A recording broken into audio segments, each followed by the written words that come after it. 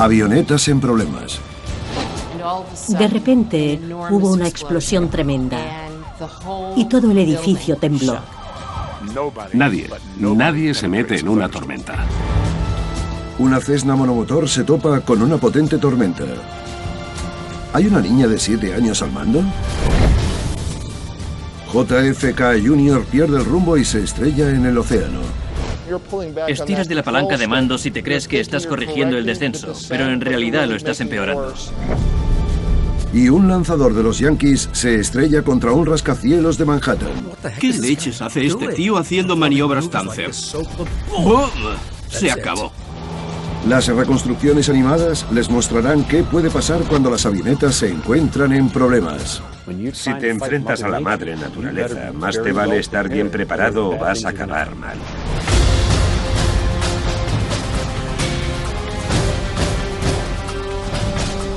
¿Por qué se estrellan los aviones? Avionetas en problemas. Para los pilotos de aviación general, los cielos despejados y las pistas de despegue libre son sinónimos de poder volar. Con pocas cosas te sientes más libre que pilotando una avioneta. Es toda una experiencia poder ver los atardeceres, los amaneceres, las nubes.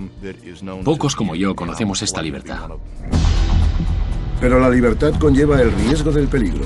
El mal tiempo, la mala visibilidad y los problemas mecánicos pueden poner a prueba la pericia del piloto. Los pilotos de aviación general no son profesionales, sino que vuelan por gusto.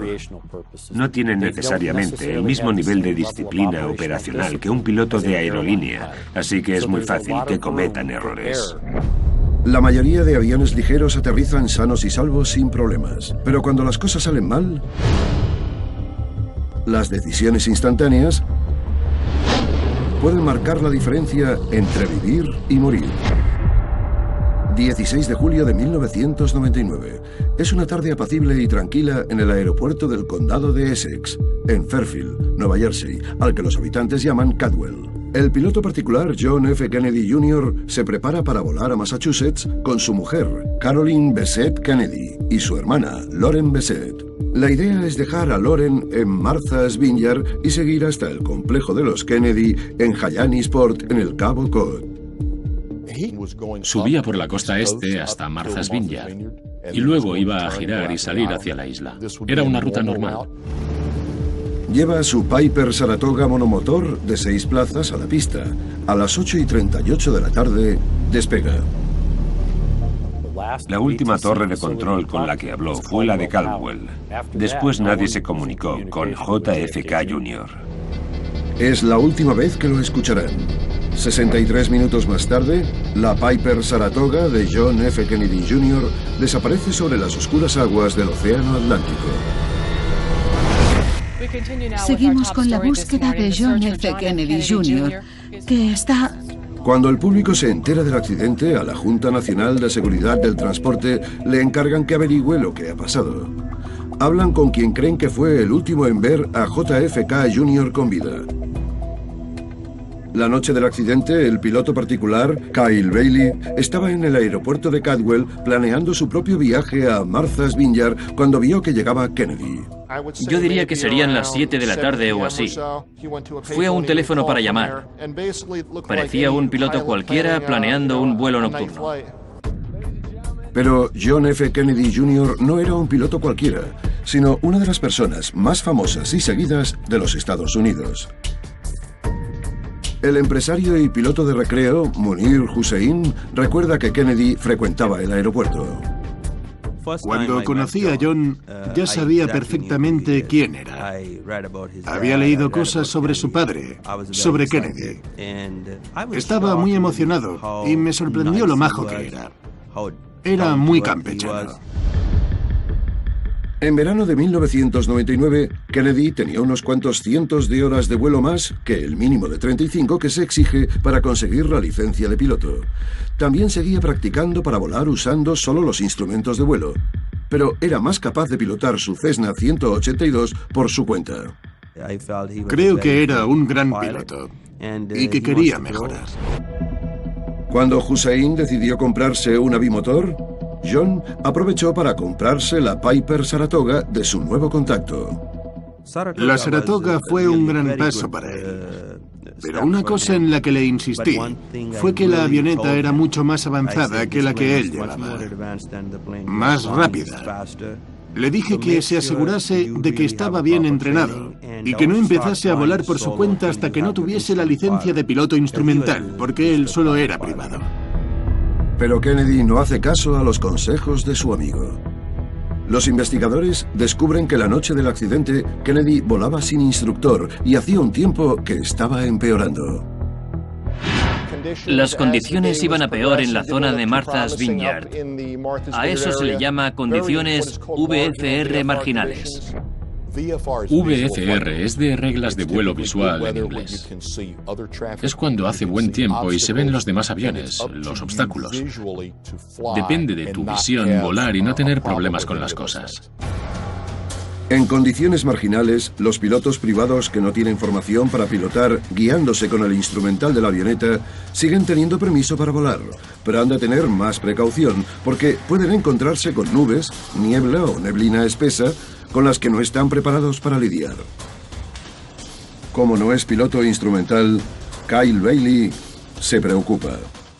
Me di cuenta de que en la zona, la diferencia entre la temperatura y el punto del rocío estaba reduciéndose. Y cuando eso pasa es porque se está formando niebla.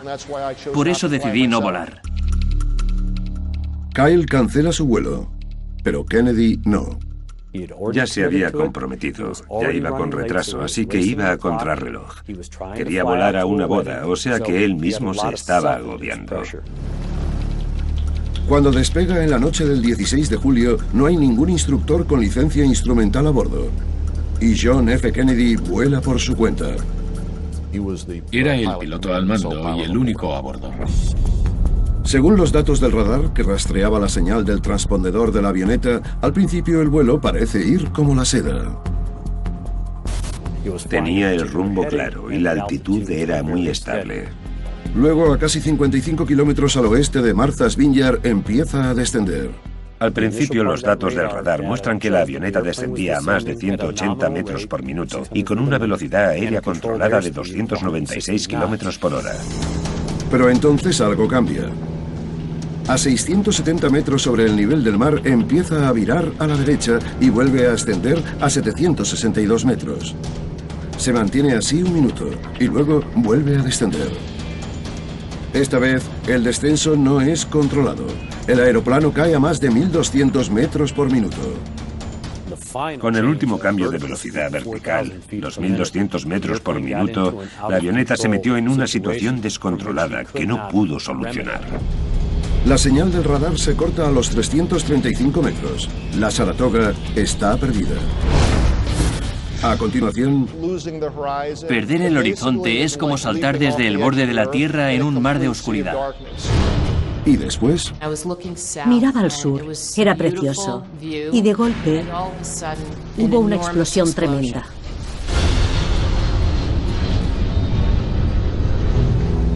...17 de julio de 1999. Menos de 6 horas después de que John F. Kennedy Jr. despegue desde el aeropuerto de Caldwell, en Fairfield, Nueva Jersey, se corre la voz de que su Piper Saratoga no ha llegado a su destino, la isla de Martha's Vineyard. Me desperté a la mañana siguiente e iba a hacer el mismo vuelo a Martha's Vineyard. Pedí el informe meteorológico y había un mensaje grabado que decía alerta avioneta perdida y el número de cola. Supe que era el de JFK Jr. Mi primera reacción fue, son las 6 de la mañana, si sale el sol y no encuentran la avioneta, seguramente y por desgracia esté muerto. Yo rezaba para que hubiese aterrizado en algún sitio y estuviese a salvo, pero en el fondo sabía que había pasado algo malo. 3 días después, se confirman los miedos cuando un equipo de rescate de la Armada encuentra los restos de la Piper Saratoga en el agua a más de 11 kilómetros de Martha's Vineyard. Se confirma que John F. Kennedy Jr., su novia, la joven Caroline Bessette Kennedy y su hermana, Lauren Bessette, han muerto. Me conmocionó. Todos perdimos a un gran amigo piloto y creo que a una gran persona. Fue muy duro para mí. Para intentar comprender qué pasó, los investigadores analizan atentamente los datos de radar de la avioneta. Descubren que tras iniciar un descenso controlado, Kennedy emprendió de golpe una serie de maniobras que culminaron en una caída en picado que hizo que se chocase contra el agua. ¿Podría ser el descenso repentino culpa de un fallo del motor? Según Munir Hussain, sería altamente improbable. Cuando supe que iba a venderle la avioneta a John Jr., me aseguré de hacerle todas las inspecciones antes de dársela. Era una avioneta prácticamente nueva. Estaba en muy buenas condiciones. Por eso supe que no era un fallo de la avioneta, sino del piloto. Los investigadores sacan las mismas conclusiones. Tras recuperar los restos de la Saratoga e inspeccionarlos detalladamente, queda claro que la avioneta funcionaba perfectamente antes del impacto, lo que les sugiere a los investigadores que el piloto al mando, Kennedy, cometió uno o más errores fatales la noche del accidente. El primero de los cuales parece ser lo de decidir pilotar la avioneta nueva por su cuenta. Ahora tiene una avioneta un poco más rápida y algo más potente. O sea, que va a acercarse a las cosas un poco más rápido y tendrá que pensar más rápido. En días despejados, esto podría no haber sido un problema, pero Kennedy volaba hacia Martha's Vineyard con una neblina veraniega sobre el océano abierto de noche. Dudo que se diese cuenta de la pericia que iba a necesitar cuando giró para alejarse de las luces de la costa este. Una vez sobre el oscuro océano, con la visibilidad a larga distancia reducida por la neblina, Kennedy no pudo orientarse en el espacio. Dicho de otro modo, perdió el horizonte. La mejor manera de describirlo es que perder el horizonte es como saltar desde el borde de la Tierra en un mar de oscuridad. No se puede distinguir si estás girando, si vas recto, si subes o si bajas, si no tienes referencias del instrumental.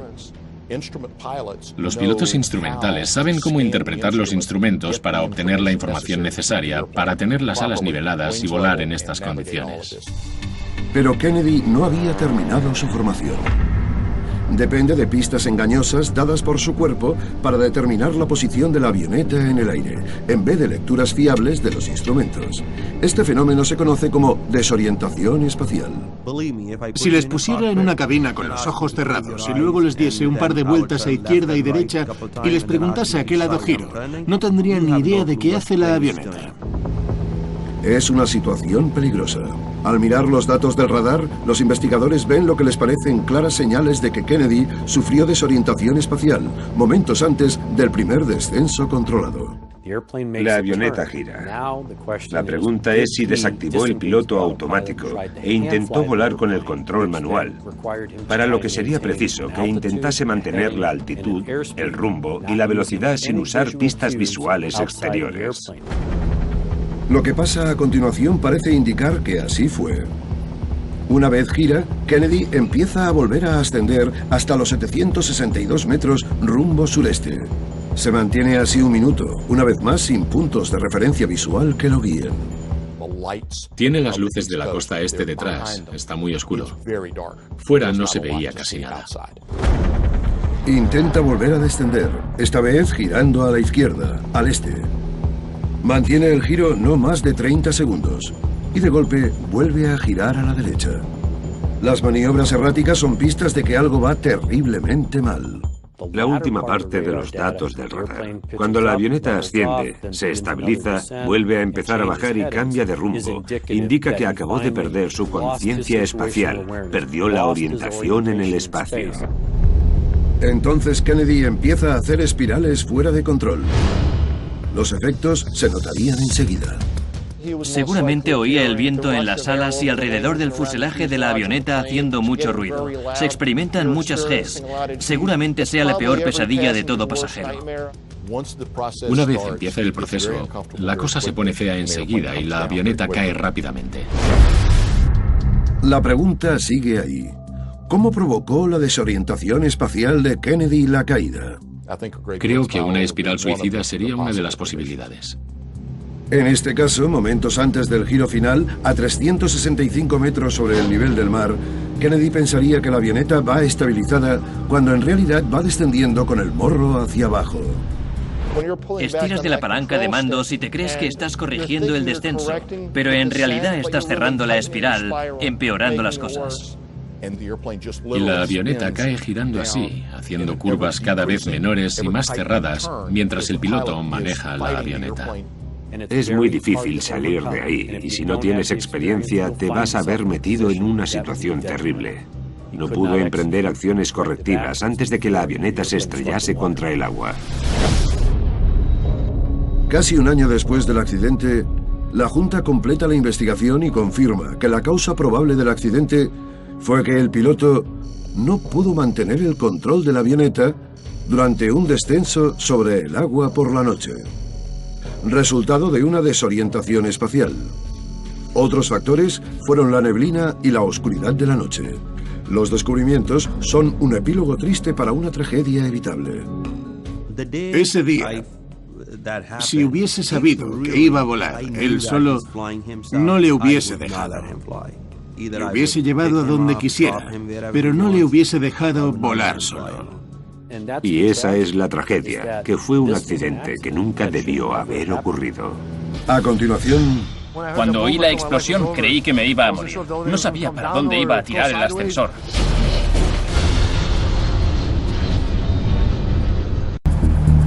...11 de octubre de 2006, 2:40 de la tarde. El animado Upper East Side de Nueva York. En lo alto del Bel Air, un edificio de apartamentos de lujo de 50 pisos, la agente inmobiliaria Donna Ocean está disfrutando la vista desde el ático mientras espera a que lleguen los clientes. Los edificios altos son espectaculares. Algunos tienen vistas de kilómetros y kilómetros. Tenía un contrato de un ático precioso. Subí al piso por la tarde, llegué y los clientes aún no estaban. Llegaban un poco tarde. Varios pisos más abajo, el ascensorista, George Shunanai, está trabajando llevando a un compañero al piso 41. Hacía bastante buen día. Estaba despejado. Yo llevaba el ascensor y dejé a un compañero en el piso de arriba. Luego fui bajando hasta el vestíbulo. Al otro lado de la calle, el gestor del edificio, Kevin Key, está en plena jornada laboral, trabajando con un contratista para llevar a cabo el mantenimiento de uno de los pisos de su complejo. Llevo edificios de 5 pisos sin ascensor. Estamos enfrente del Bel Air, rodeados por edificios grandes. Hay mucho jaleo. Para los habitantes y transeúntes del Upper East Side es un día como otro cualquiera, hasta que algo destroza la rutina. Miraba al sur. Se veía el río y la ciudad. Era una vista preciosa. Y de golpe hubo una explosión tremenda. Todo el edificio tembló. Nos sobresaltó. Fue un estallido muy fuerte, una gran explosión. Corrimos a la ventana y vimos caer una bola de fuego. Cuando oí la explosión creí que me iba a morir. No sabía para dónde iba a tirar el ascensor o qué iba a pasar. Era una bola de fuego enorme. En realidad no vi nada, no sabía qué era. Pero cuando vimos caer los restos corrimos a la parte delantera y luego a las escaleras a toda prisa. Casi de inmediato envían un grupo de emergencias, pero Donna Ocean aún no tiene claro qué ha pasado. Pensé, madre mía, aquí pasa algo muy malo. Sonaban unas sirenas fortísimas. Fuera había mucho alboroto, pero no estaba segura de qué era. Vivía en Nueva York y vivía en 11S, así que pensé, ¿será una bomba? ¿Pasa algo en la zona? Sabía que era algo en el edificio. Estaba muy preocupada. Y cuando el ascensor llegó al vestíbulo y se abrieron las puertas, no se veía nada. Estaba todo lleno de humo. Parecía que era de noche. En el puente Tribolu, al otro lado del East River, el cineasta y piloto de recreo, Henry Neimark, tiene muy claro lo que ha pasado. Estaba entrando en el puente desde el lado de Manhattan, cuando vi una avioneta que hacía maniobras. Era muy raro, pero ¿qué leches hace el tío ese? Con esas maniobras. Y entonces vi la bola de fuego. Era una bola de fuego. Supe exactamente lo que había pasado. Se había estrellado contra el edificio. A las 2:42 de la tarde, Una Cirrus SR-20 monomotor de 4 plazas se estrella contra el piso 40 del Bel Air, regando la calle 72 de restos en llamas y provocando un incendio en el edificio. Salimos, vimos un ala en el acceso. Corrí, cogí un extintor y apagué un trozo del ala que estaba en mi lado del edificio y entré para coger la cámara. En el ático, unos 10 pisos por encima del fuego, Donna Ocean aún no sabe qué ha pasado, pero empieza a darse cuenta de que es algo serio. Supe que tenía que irme rapidísimo. Me imaginé que tenía solo unos minutos. Bajé por la escalera de incendios y a un piso o dos el humo ya subía. Pensé que era una forma increíble de morir. A continuación, me quedé conmocionado cuando pasó. Soy muy fan de los Yankees y cuando me enteré de que era un jugador, pues pensé en la familia de los Yankees. Y después dije, la avioneta tiene problemas. Algo va mal. 11 de octubre de 2006.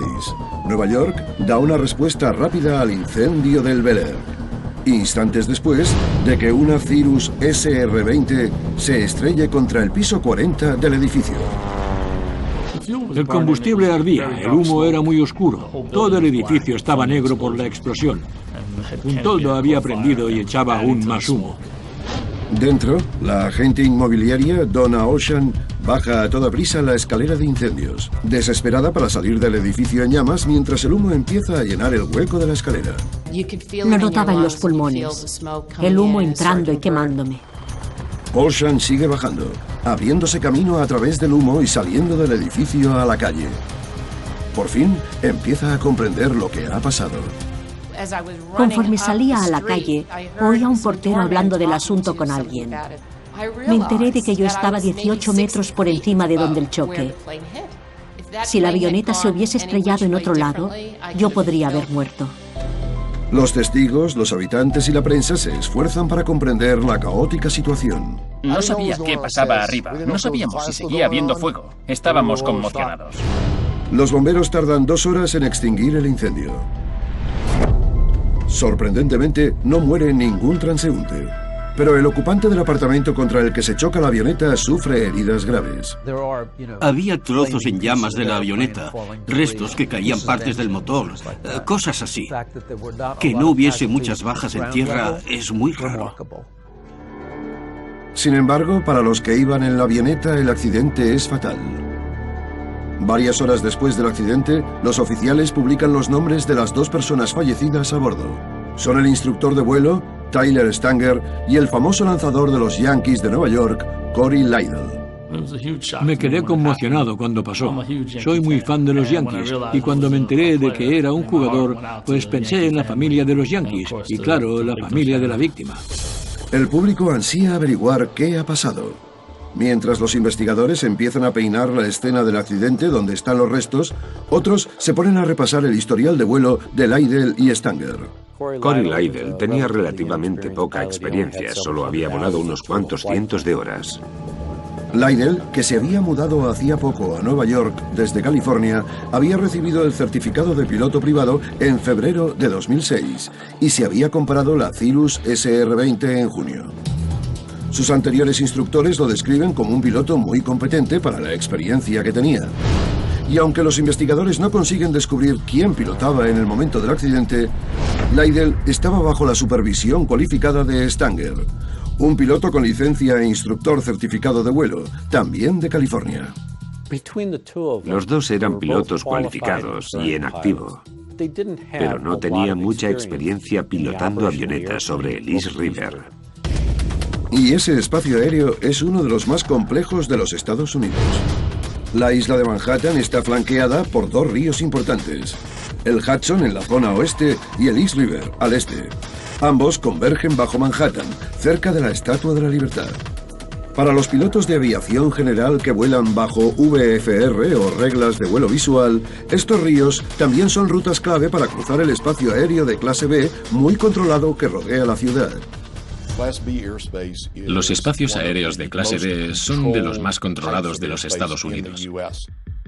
Se exige contacto por radio con control aéreo y llevar equipamiento específico a bordo. Hay una zona en el espacio aéreo de clase B de Nueva York que crea un pasillo visual alrededor del río para que los helicópteros y las avionetas puedan volar de forma visual. El pasillo VFR está encima del río. Si te sales del pasillo VFR, te metes en espacio aéreo controlado por varias instalaciones, ya sea el La Guardia, el Newark o el JFK. Los investigadores descubren que el día del accidente, Lydell y Stanger salieron del aeropuerto de Teterboro en Nueva Jersey y tenían pensado volar a California, pero decidieron tomar un desvío rápido por este pasillo. Habían volado alrededor de la Estatua de la Libertad en plan turismo. Iban a sobrevolar el East River, ida y vuelta, y luego irse de la zona. Aunque casi todo el East River forma parte del pasillo VFR, hay un punto justo al norte de la isla Roosevelt donde se acaba el pasillo y empieza la zona de aproximación al aterrizaje de La Guardia. A no ser que Lydell y Stanger fuesen a llamar por radio a La Guardia para obtener permiso para penetrar en este espacio aéreo de clase B, tendrían que haber dado la vuelta. Si solo vas de turismo, es mejor no tener que llamar ni hablar con control aéreo. Intentaron dar media vuelta y volver por el río. Los investigadores creen que ahí es donde empezaron los problemas. Según los datos del transpondedor de la avioneta, al norte de la isla Roosevelt, en mitad del East River, la Cirrus empieza a hacer un giro cerrado de 40 a 45 grados hacia la izquierda. Cualquier otro día, esto hubiese bastado para que diesen la vuelta y siguiesen a salvo sobre el río, pero cometen un descuido fatal. El viento soplaba con bastante velocidad ese día, y el efecto que tuvo es que los movió en su dirección durante el giro. Por desgracia, no tuvieron en cuenta el viento de costado, y al ser una zona muy estrecha, de entre 396 y 457 metros, cuando acabaron de girar se encontraron con edificios altos.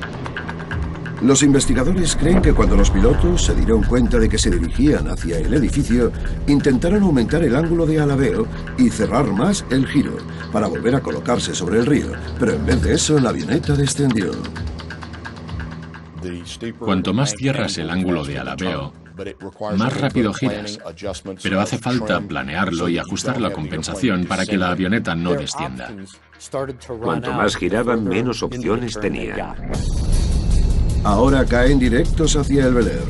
Los investigadores creen que los pilotos intentaban ganar altitud a la fuerza y evitar el edificio, pero ya no sirve de nada. Es demasiado tarde. Tenían ya problemas tan gordos que no se podía hacer nada. La frenética maniobra hace que la Cirrus entre en pérdida aerodinámica, pierda altura y se precipite contra el piso 40 del edificio, donde estalla en llamas. Fue igualito que los efectos especiales de las películas.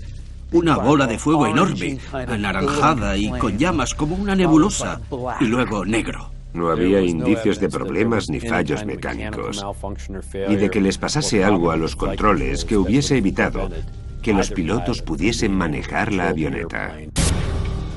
El accidente es fruto de un error de los pilotos.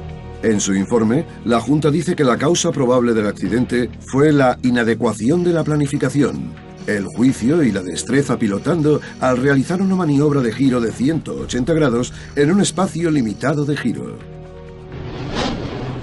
Para los expertos en aviación, el accidente sirve para que los pilotos recuerden lo importante que es planear el vuelo antes de salir, igual que comprobar siempre los vientos mientras se vuela. Siempre hay que tener un plan A y un plan B, porque si falla el A, has de tener otro recurso. Los neoyorquinos, conmocionados por este accidente tan raro, jamás olvidarán que sobrevivieron por los pelos. Después te dices, he sobrevivido a un accidente aéreo. Pase lo que pase, he sobrevivido a esto. A continuación, había viento racheado, lluvias fuertes y la avioneta no tendría que haber despegado. 11 de abril de 1996. Una mañana nublada de primavera en Cheyenne, Wyoming. Una Cessna 177 se dirige a la pista de despegue, pero no es un vuelo normal. En el asiento izquierdo del piloto está Jessica Dubrov, de 7 años. Le acompañan su padre, Lloyd Dubrov, y el instructor de vuelo, Joe Reed. Piensan cruzar el país desde California hasta Massachusetts y volver en 8 días. Esta jovencita quería ser uno de los pilotos más jóvenes en cruzar los Estados Unidos. El día de emprender el viaje, el propósito de la fotogénica niña ha captado la atención del país. El vuelo de Jessica Dubrov fue un espectáculo mediático. Tenían que ir a ciertos aeropuertos y cada vez que paraban, los medios se volvían locos. En la segunda parada para dormir del viaje, la ciudad de Cheyenne despliega la alfombra roja para la joven piloto. A Cheyenne no le prestan mucha atención, así que un evento así fue algo especial. Había un grupo de gente en el aeropuerto, incluyendo al alcalde, para saludarla. Se sabía que iba a venir. Tras pernoctar, Jessica y sus acompañantes están listos para seguir hasta Fort Wayne, en Indiana, a más de 1.600 kilómetros. A las 8:24 de la mañana, la avioneta despega entre vítores y aplausos. Pero mientras la multitud de la pista observa a Jessica, al otro lado del aeródromo, en el hangar de la Guardia Aérea Nacional de Wyoming, el piloto e instructor de vuelo, Don Fellner, está concentrado en otra cosa. Veíamos que se avecinaba una tormenta y nos preocupaban los daños por granizo, viento y demás. La tormenta está justo en el rumbo de vuelo de Jessica. La avioneta alabea a la derecha. Entonces, Susie Stultz, una habitante que está observando desde la ventana, ve que sucede algo terrible. Estaba al teléfono por cosas de trabajo. Miré por la ventana y vi una avioneta demasiado al norte del aeropuerto. De repente vi que caía un poco. No había soltado el teléfono y dije, la avioneta tiene problemas, algo va mal. A la avioneta le cuesta permanecer en el aire. Entonces, apenas 3 minutos después del despegue, se desploma en una calle residencial sin chocar contra las casas de ambos lados por muy poco. Los equipos de emergencia del aeropuerto se apresuran a actuar. Estaba en un extremo del hangar y avisaron de un código Charlie, que significa que ha habido un percance con un avión civil. Me acuerdo de que me giré hacia el que tenía al lado y le dije, ¿a quién narices se le ocurre volar con este tiempo? El jefe de policía, John Powell, que es el primero en llegar al lugar del accidente, tiene bien claro de quién es la avioneta. Escuché en la radio de la policía que se había estrellado una avioneta y dieron la dirección. Vi que estaba a tan solo de una manzana, así que cogí el coche y fuimos para allá. Al girar la esquina, la vi. En vista de los daños, alberga pocas esperanzas de encontrar a alguien con vida. Me pareció que había caído en un ángulo muy cerrado. No fue una caída larga. Era evidente que se había desplomado en el sitio y estaba clarísimo que no había supervivientes. Era muy duro de ver, muy traumático. A los servicios de emergencia se les unen los investigadores de la Junta, que empiezan a examinar sistemáticamente los restos y reconstruyen los últimos momentos del vuelo de Jessica. Pero para el piloto veterano, Don Fellner, no cabe duda de que contribuyó a que sucediese el accidente. Nadie se mete en una tormenta. Los pilotos de aerolíneas las rodean o las sobrevuelan, no van por debajo. Las tormentas y los aviones no se llevan bien por varias razones, pero las más evidentes son que puede granizar, haber lluvias fuertes, vientos fuertes, visibilidad reducida y corrientes de aire ascendentes y descendentes. Hasta a los aviones más grandes les afecta la madre naturaleza. Las tormentas se forman cuando el aire húmedo se calienta rápidamente y se eleva, creando nubes enormes. Cuando la tormenta se disipa, cuando cae la lluvia, hay columnas enormes de aire frío llamadas microrráfagas que descienden de la nube. Descienden a 1.200 metros por minuto, así de rápidas son.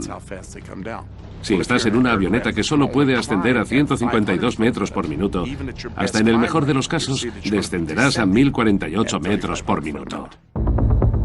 Un análisis del vídeo grabado la mañana del accidente sugiere que la Cessna monomotor de Jessica se topa con la tormenta que se avecina casi en cuanto despega. Cuando despegó, la avioneta iba muy lenta. El viento estaba muy racheado, así que las alas se balanceaban y entonces se toparon con la lluvia.